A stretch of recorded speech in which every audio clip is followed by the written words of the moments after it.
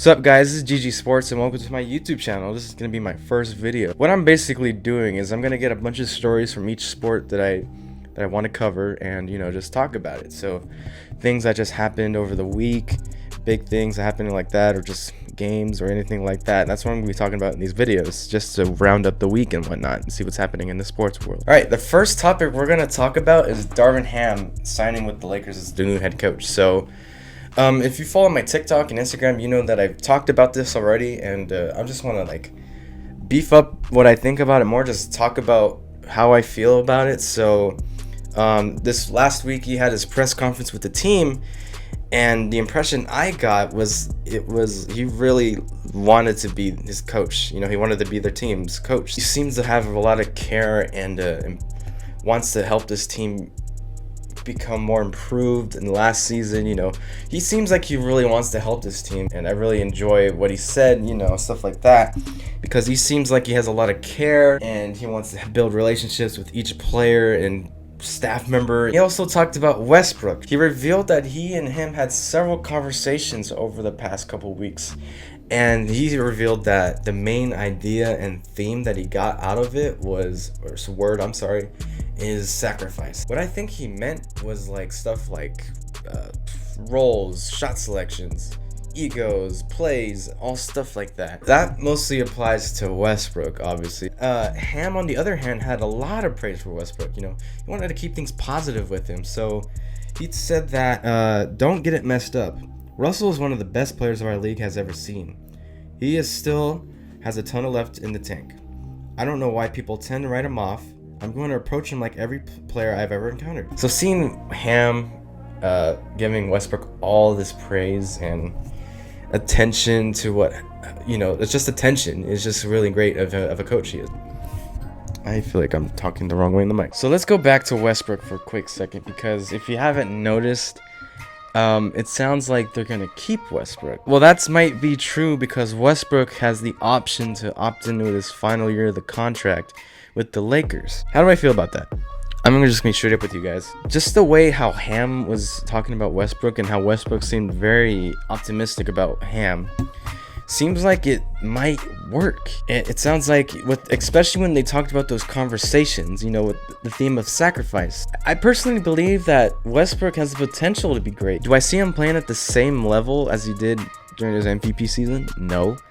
But do I see him putting in that same effort to the game? Yes. I truly believe that Westbrook can change, especially with Ham being the head coach. And if Westbrook's able to change his approach and attitude towards his team, the coaching staff, and just overall the game, then it might just be one of the greatest comebacks ever, especially how his season turned out. Hopefully he's able to make some improvements, and we're just gonna see how it goes, because we never know how it will go. The NBA Finals is tied 2-game apiece. The Celtics are headed to San Francisco. Will the Warriors gain control of the series, or will the Celtics take a game again in San Francisco? So game 5's on Monday night, and what do the Warriors need to win this game? Let's be real for a second. Steph needs to just keep being Steph. After how he performed on game 4 was just insane. You don't really need to worry about Steph. He's averaging at least 32 points a game, I think. Andrew Wiggins and Kevon Looney are just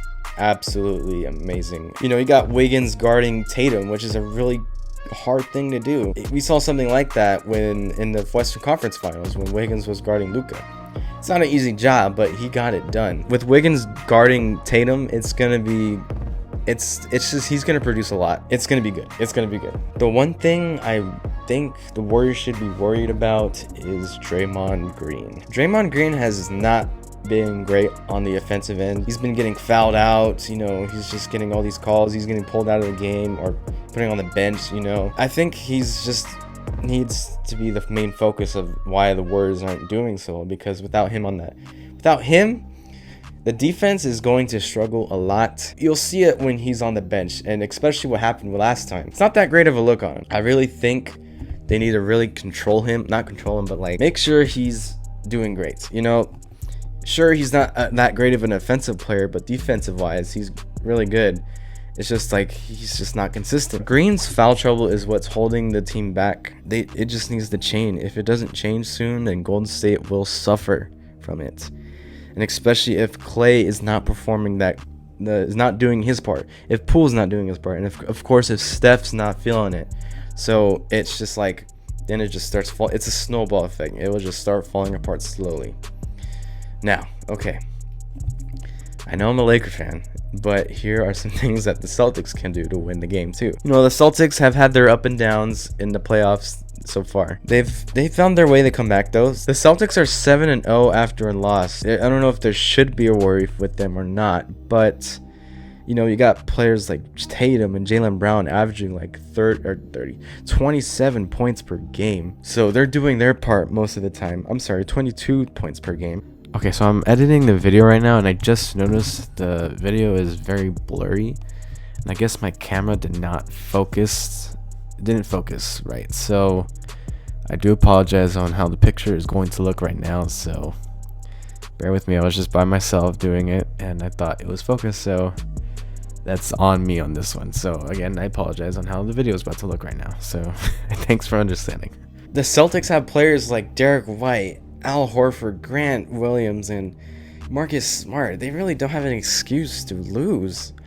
Maybe like things like bad shot selections, what they did and they suffered from in game 4. If they don't win this game, then it's pretty much over for them. I got the Warriors winning this series because look, it's the Warriors, man. They got Steph, they got Clay, and Jordan Poole. That's all they need to win. You know, like that's what I think they need to win. We're gonna talk about Lamar Jackson. We're gonna go to our NFL section. So Lamar Jackson is eligible for a second contract, and the Ravens can offer him that contract, but Lamar Jackson has not been negotiating with the Ravens. He's not been attending to any of the off-season mini camps or trainings or stuff like that, so it's created a lot of buzz over the NFL, so we're wondering why he's doing this. There's 3 reasons why. We can think the first one is obviously he wants out. He doesn't want to be in Baltimore. He doesn't want to be with the Ravens. He wants to be with another team because he just doesn't see him being there. That could be the main reason. The other one is the Ravens could offer him a contract. Lamar doesn't want to do any negotiating. He doesn't want to do any work. He just wants them to give him a good deal. That could be reason number 2. And the third reason is he just doesn't know what to do. You know, it could be. You never know. But it was reported that he's expected to show up to the minicamp. John Harbaugh said, "I know he's working hard. I fully expect him to come back in great shape. I'm sure he's throwing. I'm sure he's doing a great job. When he gets back here, we'll be rolling with Lamar." Enough about the Ravens. Let's talk about the 49ers. We're going to talk about Trey Lance. He's about to head into his second season in the NFL, and that second season could probably mean he's going to start. He's been starting at the mini camps, and he's been getting a lot of praise for it. Got players like Juszczyk, which he said, "I feel like Trey has done a great job and really taken on all the different parts of being QB1." He even got George Kittle comparing him to Josh Allen, which is like the hugest compliment ever. And it's just like, it also shows the potential of Trey Lance. You know, we've only seen him start in 2 games last season, so getting Kittle to say he reminds him of Josh Allen is insane. Trey is going to have a breakout season. He's going to have a great season coming up. So, especially because he's been on the side, he's been watching, he's been learning, observing, and all that stuff. So he's going to be the starting quarterback, and he's going to have a great season. I'm 100% of that. He's going to have a great season. Let's move on to some baseball news for a second. Let's talk about Walker Buehler because he's been placed on the injury list, and he has an elbow strain, and he had an MRI for it, and he's out for 6 to 8 weeks. Buehler left to start against San Francisco on Friday.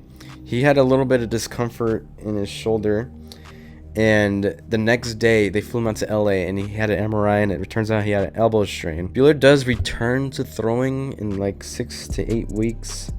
He'll need to work on his arm strength and throwing the bullpens, and eventually he will go to like a AA or AAA team just to be working and see how it feels. Really hoping that Walker Buehler comes back soon. Mike Trout is back. So Mike Trout played last night. He returned in the lineup against the Mets, and he looked like he never left. I mean, come on, it's Mike Trout, one of the best players in the league right now. Trout hit 2 home runs last night, and Ohtani hit a home run too. The duo had a 6 for 8 up on the plate with 6 RBIs. Ohtani and Trout seem to, I think things are starting to look good for the Angels again after that devastating 14 game loss. Oh my gosh, that was really hard to watch.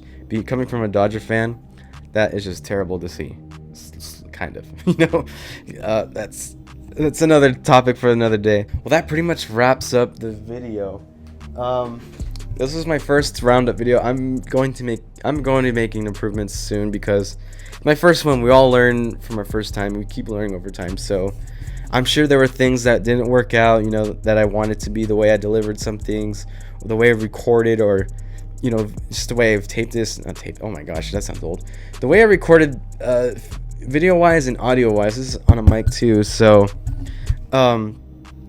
you will see improvements. So that's that. Other than that, this will be a weekly thing. I'm gonna try my best to do this every week. As far as other videos go, I do plan on doing videos sort of like analysis or video essays about players, teams, and all of that, and just games and all sorts of stuff like that. So that's gonna be weekly too. I'm gonna have at least one of those videos every week, so we're gonna do that. Thank you guys so much for watching, and see you guys next time.